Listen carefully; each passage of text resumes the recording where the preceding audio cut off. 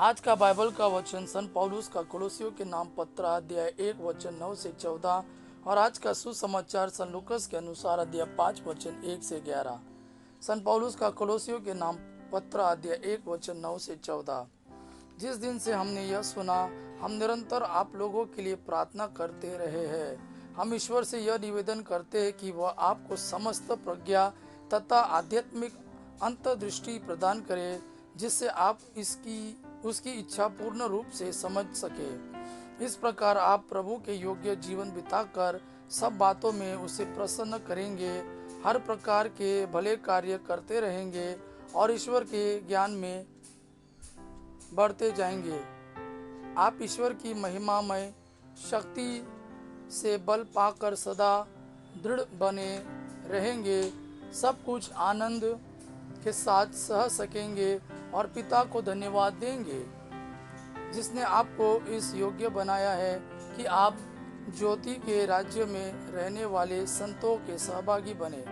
ईश्वर हमें अंधकार की अधीनता से निकालकर अपने प्रिय पुत्र के राज्य में ले आया।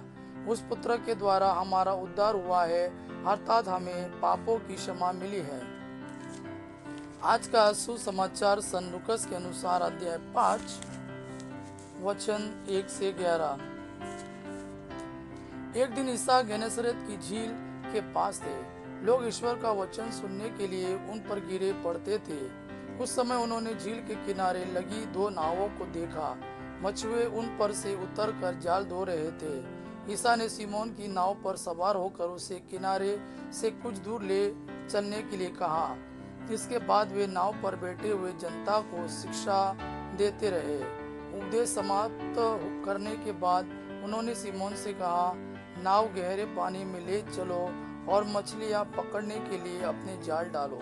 सिमोन ने उत्तर दिया, गुरुवार रात भर मेहनत करने पर भी हम कुछ भी नहीं पकड़ सके, परंतु आपके कहने पर मैं जाल डालूंगा। ऐसा करने पर बहुत अधिक मछलियां फंस गई और उनका जाल फटने को हो गया। उन्होंने दूसरी नाव के अपने साथियों को इशारा किया कि आकर हमारी मदद करो।